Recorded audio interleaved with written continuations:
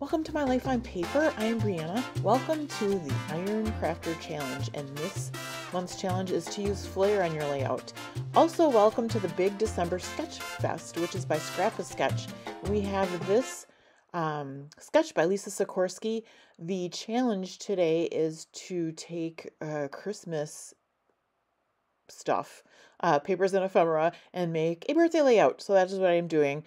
These are photos from when it was between my birthday and my husband's birthday. It was closer to his. We're 362 days apart. So he has his birthday 3 days after mine, but he's older than me. So this was his birthday celebration on a Sunday. His birthday was actually on a Monday this year, and we went out to eat. I have not really done this before, I think, ever. So instead of the one photo, I've done 4, and I love how this turns out. So here is some paper out of my stash. I went into my Christmas iris bin, and I got this paper that goes with some beige and black Christmas papers. Now, this was just a single piece of paper that I don't know where it's from. And you could say maybe that it's not Christmas, but it's got red and green, and it certainly was stuck in with my Christmas stuff. So I'm going with that. I trimmed this down. I think I have a great idea. I'm like, oh, I'm just going to save as much of this beige paper as I can. So I trim it. And I trim it really short. I should have given myself a little bit more leeway because you can see that one big gap there. So I had to be careful of not showing paper through that. So the rest of it got really thin, and I make it work. I do make it work. It was just a little bit tricky. So to do it over again, I would give myself more of a border of that beige paper to play with. I end up grabbing some liquid glue. And I'm sorry, I'm off camera a little bit here, but just to get it down really good, because I'm just working with that little sliver. Once I get those together, I will lay it onto a beige paper, the background paper, and then I'm going to kind of eyeball it up to see how much do I want according to the sketch. And once I get that figured out, I will glue that down with my ATG. And then I will trim off that orange striped paper. And I'm sorry I get my head in the way. I did that a couple times on this video.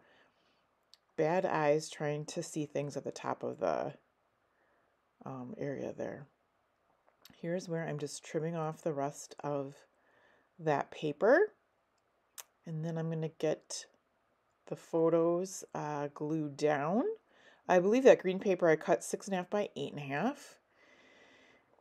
And then I'm going to figure out the left-hand side, and I was going to be tricky and just do a little corner, but then I was like, then your stripes are going to be going the wrong way. So when you choose your photos and you're doing this kind of a thing, not photos, you choose your pattern paper, pick pattern papers. It doesn't matter which way you turn it. Don't pick stripes. It just makes it easier. So instead of doing the corner, I am just going to roughly cut off or tear the side.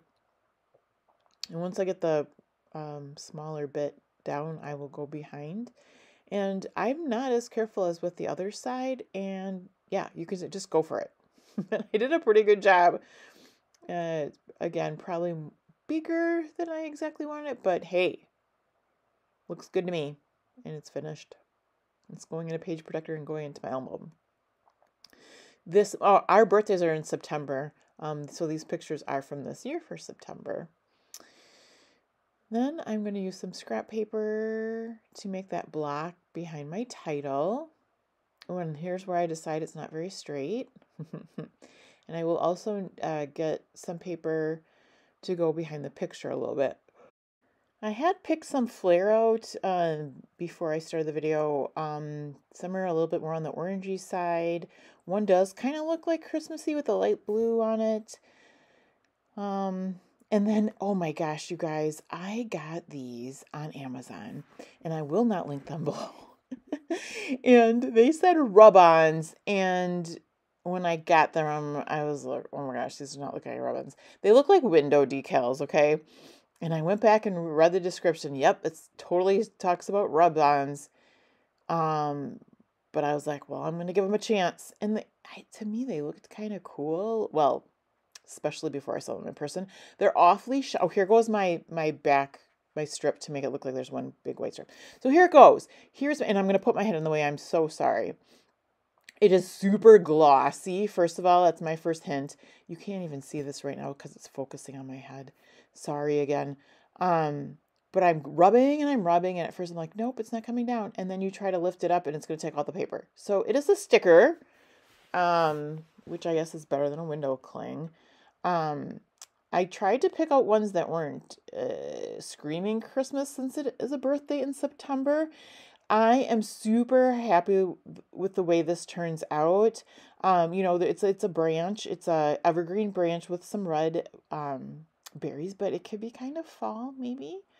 I picked out that other kind of evergreen branch, and then I have a couple of white flowers or maybe 3 white flowers. Oh, no, 2 white flowers and then a bow.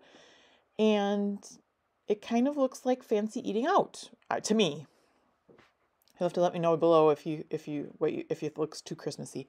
But I think I accepted the challenge and I met the challenge and I really like the way it turned out. So happy September Christmas. I am gonna use these. I did go into my birthday stuff. It didn't say I couldn't go into my birthday stuff, and I've already used a lot of Christmas stuff. So this is by it looks like a Polish name, Pizek. Oh, I'm not even going to say it. Happy birthday stickers made in Poland. There you go. And I think I got them from Scrapbook Generation at one time. But it has some of that. So here's I'm getting my flare down, and I get it down with adhesive foam. And those birthday pieces are in the right color, so I had to use them. And I used the circle ones. Here, these are from Ellie's Studio, and I always layer these on my flare. And I found that green color that's backing the photos, so I had to use those. But I used the circular items right here from this collection, and they go right next to the flare. So that was like a no-brainer. Like that fit there perfectly. They're just little pictures, and I think that one says hip hip hooray.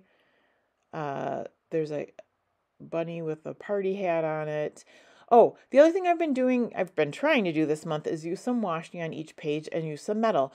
So I find this, and again, I think it matches the backing of the photos pretty darn good, and it's got a little sparkle. And when you have a birthday, I think you should have a little bit of sparkle. This is like an adhesive washi where you have to like peel the strip off the back. So I put some in each one of my clusters there.